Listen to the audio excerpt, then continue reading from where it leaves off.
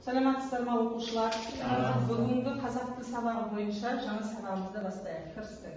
Бүгінгі сабағымыздың тақырыбы Қазақстандағы экотуризм. Дәптерімізге жазып қояйық бұл күннің жартысын.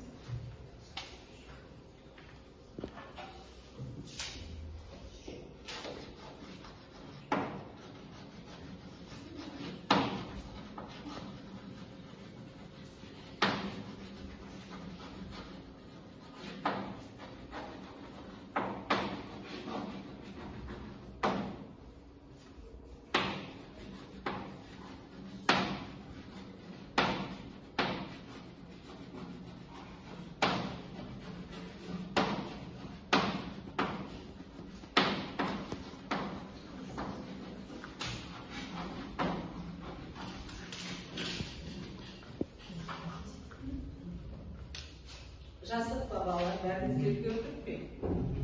Ендеше біздің сабағымыздың бүгінгі мақсатымен танысайық. Бүгінгі сабағымыздың мақсаты екеу балалар. Біріншісі, әртүрлі графиктік мәтіндердегі мәліметтерді салыстырып талдау, негізгі үрдістерді анықтау. Екінші сабақ мақсаты, қажетті ақпараттарды орынды қолданып, көтерген мәселе бойынша өз ойыңды дәлелдеп, келісу не келіспеу эссесін жазу. Бүгінгі сабағымыздың басты мақсаты. Және сабақ мақсаты алдарыңызда көрсетіліп тұр. Әрқашан назар аударып отырыңыздар. Жақсы оқушылар, біздер өткен сабағымызда жалпы туризм дегеніміз не? Оның қандай түрлері бар екенін білдік. Туризм француз тілінен аударылған сөз екен, білесіздер, яғни турист, тур, серуендеу, жол жүру деген мағынаны білдіреді. Жалпы адамның бос уақытында өз еркінше қалаған жеріне саяхаттап барып, көптеген жаңағы сол барған жерінің тарихи, мәдени жағдайларымен танысып, көптеген жаңағы экстремалды деп жатамыз ғой біз, сондай жағдайларға тәуекел жасап, қызық көру үшін, рухани даму үшін, рухани өзінің қажеттілігін өтеу үшін баратын, саяхаттап баратын серуеннің түрі. Енді туризмнің түрлері балалар мынадай түрлері бар. Біз өткен сабақта танысқан. Экологиялық туризм, этнотуризм, тау туризмі, емдік сауықтыру туризмі және мәдени танымдық туризм. Енді бүгінгі сабағымыз біздің балалар экотуризм, яғни Қазақстандағы осы экотуризмнің дамуы. Енді мен Қазақстандағы дамуына келіп тоқталатын болсам, осы соңғы кездері Қазақстанда экотуризм дамуы жақсы жолға қойылып келе жатыр. Өзіміз білеміз, бұрынғы өткен сабақтарымыздан Алматы облысындағы Балқаш, Алакөл, Қапшағай, немесе Ақмола облысындағы Бурабай, Оқжетпес, осы соңғы кездері Қазақстанның батыс бөлігінде орналасқан Каспий теңізіне сұраныс жылдан жылға артып келе жатыр. Бұның барлығы да адамның рухани қажеттіліктерін өтеу барысында осындай пайда болып отыр, қажеттілік. Енді біздер қазір сіздерге жалпы бұл туристік аймақтарға сапар шегу балалар, білесіздер өздеріңіз.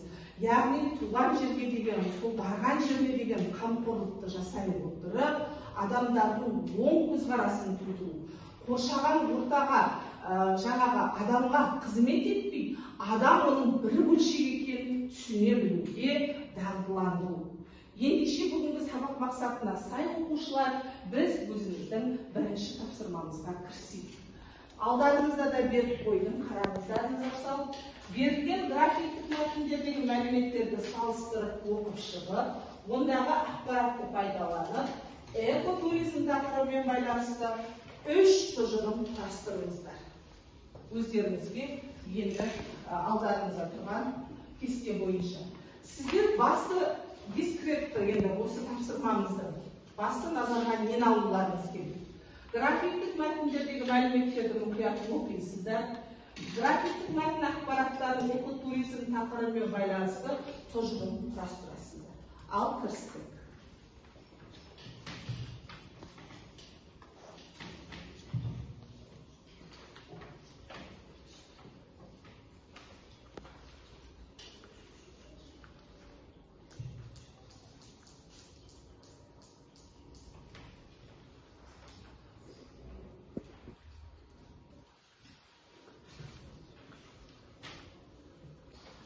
Оқушылар тапсырмаға дайынсыз ба?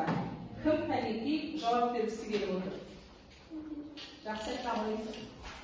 2030 жылы 2030 жас түлек бағдарламасы Қазақстан Республикасының экологиялық туризмнің дамуына арналған мемлекеттік шаралардың бірі. Балалар келісеміз ғой? Тұжырымға келісеміз. Жақсы, келесі тұжырымда оқи қойыңыз. Экотуризмнің арқасында әлеуметтік және өндірістік инфрақұрылым дамиды. Өте жақсы. Келесі тағы оқушылар бар ма жауап беретін? Айта қойыңыз.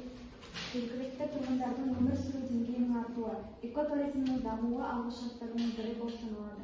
Өте жақсы. Тағы да бар ма тұжырым балалар? Үшеу дегенмен дегенменде тағы да бар болса оқи қойыңыз. Экотуризм дамыған жағдайда жаңа жұмыс орындары ашылады. Өте жақсы. Шынымен де солай, иә? Мүмкіншілік мол болады жұмыс ашылуына, жұмыс көзінің. Жарайды, жақсы балалар. Енді бізде келесі тапсырма. Жаңағы кестедегі мәліметтерді пайдалана отырып, оқушылар алдарыңыздағы мәліметтерді Вен диаграммасы арқылы салыстырып, қорытынды шығарыңыз. Яғни, екі кестенің өзіндік айырмашылығы бір-бірінен екі кестенің мына жерге орналастырасыздар екі кестені. Одан кейін, яғни қорытынды ұқсастығын өздеріңіз табасыздар. Ал кірістік. Бұл тапсырмадағы сіздердің басты назарға алатын дискретторларымыз, яғни мәліметтердің әрқайсының ерекшелігін ажыратады, мәліметтердің ұқсастығын анықтайды, өзіндік қорытынды шығарады. Ал кірістік.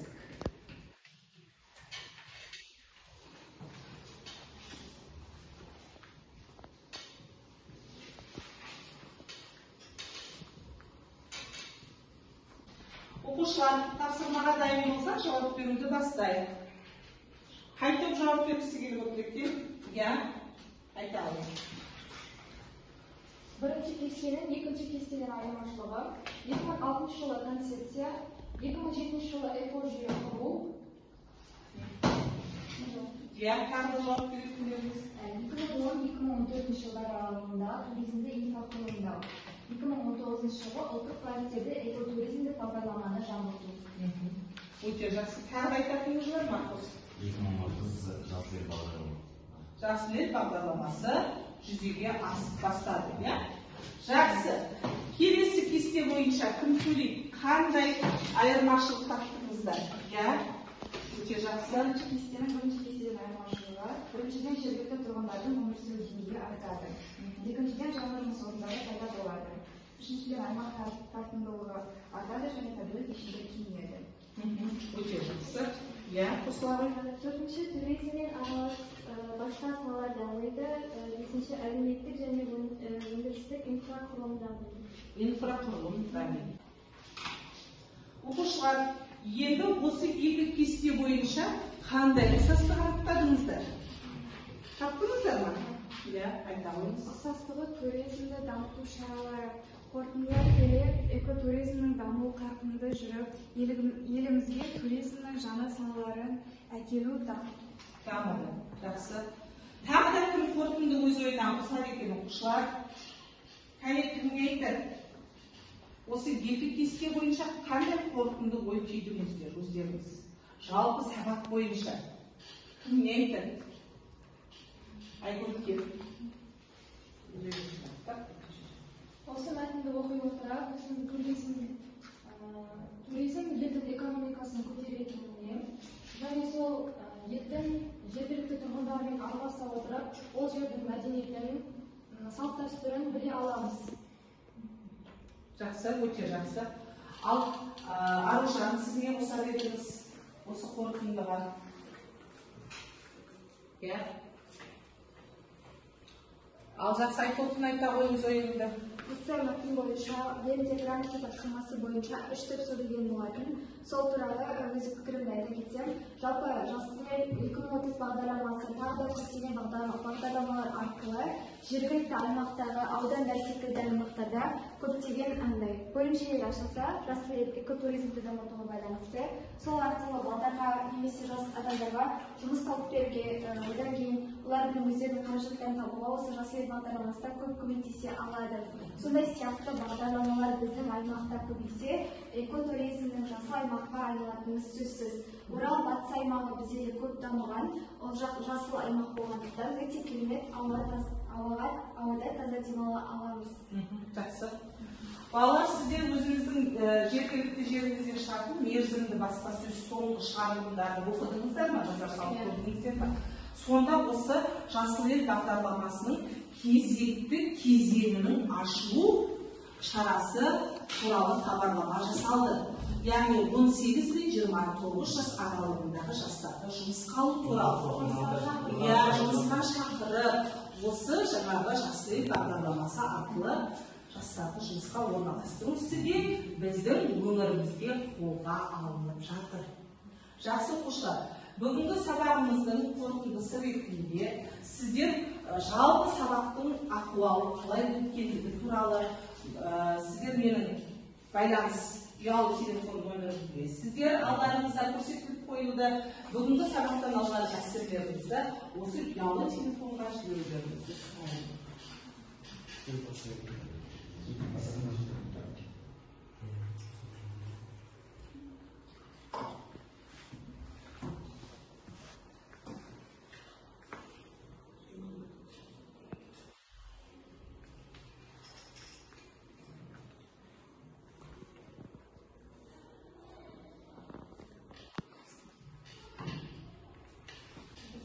Жақсы оқушылар, сіздер жіберген хабарламамен мен сіздерге кері байланысты сабақтан кейін жасаймын. Енді сіздерге үйге тапсырма берген назарларыңызды салыңыздар. Бізде сабақ мақсатында балалар ойларыңызда болса, қажетті ақпараттарды орынды қолданып көтерілген мәселе бойынша өз ойын дәлелдеп, келісу мен келіспеу эссесін жазу болатын. Біздің енді сабағымыз осы үй тапсырмасы осы тақырыпта жүрмек. Яғни сіздерге экотуризм, қазақстандық туризмнің дамуына әсер ете ме? Тақырыбына көлемі 130-150 сөзден тұратын келісу не келіспеу эссесін жазуларыңызды үйге тапсырма ретінде беріп жатырмын. Және қазақ тіл пәні оқулығынан 104-ші беттегі 15-17-ші тапсырмаларды берілгеніне сай орындау. Үй тапсырмасы түсінікті ме, оқушылар? Жарайды, ендеше сабағымыз аяқталды. Сау болыңыз.